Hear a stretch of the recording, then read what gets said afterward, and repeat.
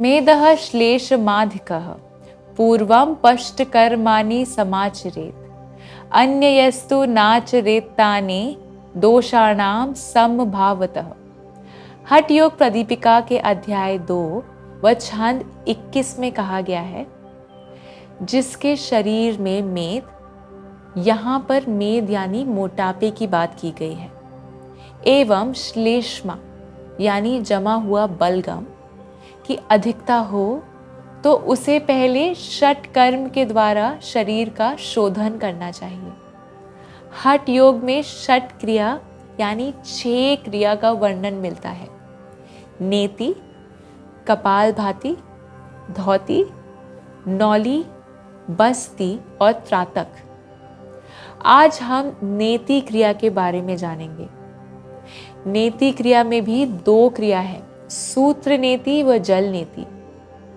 आगे बढ़ते हुए हम जल नेति का अभ्यास और उसके लाभों को समझेंगे। हरिओम। सात्विक जीवन में आपका स्वागत है। सात्विक जीवन के इस सफर में मैं शिवाली चैटर्जी आपकी साथी।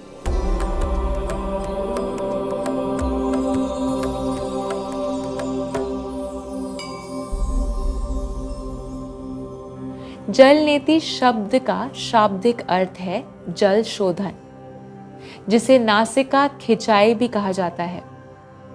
इस क्रिया में नाक की भीड़ को साफ करने के लिए पानी का उपयोग किया जाता है, ताकि व्यक्ति स्वस्थ रूप से सांस ले सके।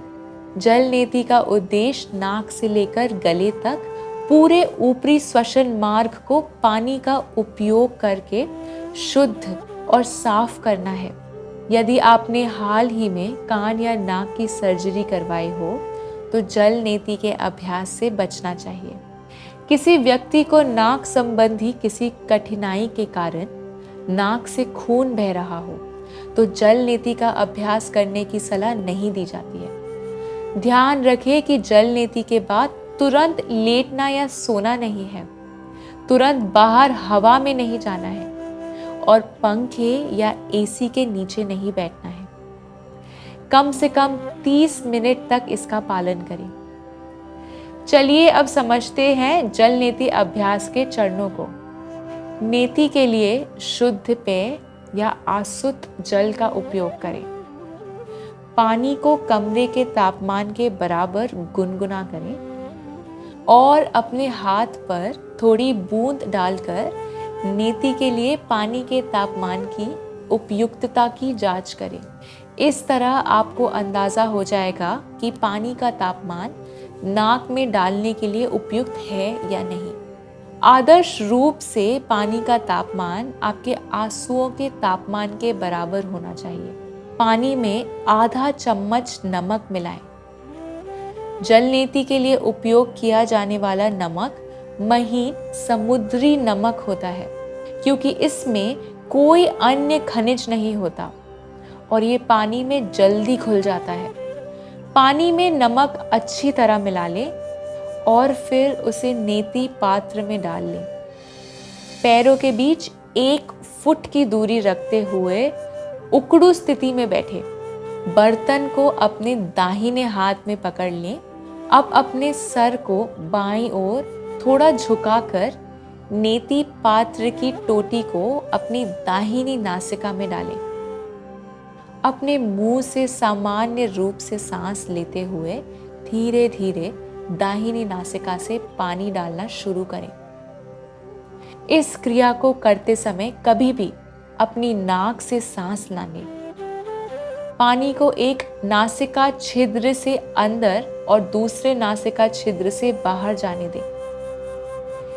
नेति पात्र का आधा पानी समाप्त होने पर इसे नीचे रख दें और अपनी नाक साफ कर लें। और यदि पानी समाप्त हो जाए तो नाक साफ करके पात्र को दोबारा भर लें।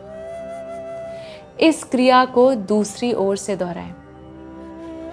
अपने मुंह से सामान्य रूप से सांस लेते हुए धीरे धीरे बाहिनी नासिका से पानी डालना शुरू करें। इस क्रिया को करते समय कभी भी अपनी नाक से सांस ना लें।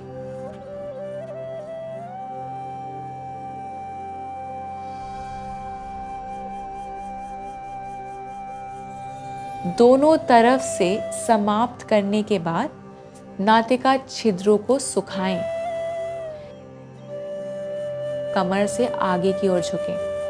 कपाल भाती की तरह दोनों नासिका छिद्रों से जोर जोर से सांस छोड़ें। लगभग 10 बार प्रत्येक स्थिति में मुंह से सांस लें और नाक से जोर से छोड़ें। जल नेति का अभ्यास नाक में बलगम के साथ फंसी गंदगी और जीवाणु को हटाकर नाक की स्वच्छता बनाए रखने में मदद करता है। जल नेति साइनसाइटिस, आंखों, नाक और गले की बीमारियों, टॉन्सिलाइटिस, सर्दी के साथ साथ एडेनोइड्स और श्लेष्म झिल्ली की सूजन से राहत दिलाने में मदद करती है। मैं आशा करती हूँ कि आप सब एक अनुशासित जीवन का पालन कर अपने शरीर व मन को स्वस्थ रखें। स्वस्थ रहें, प्रसन्न रहें। आत्मा और परमात्मा के मिलन की इस सात्विक जीवन यात्रा में हमारे संग चलें। दिव्य शक्ति की कृपा हम सब पर बनी रहे। हरि ओम तत्सत।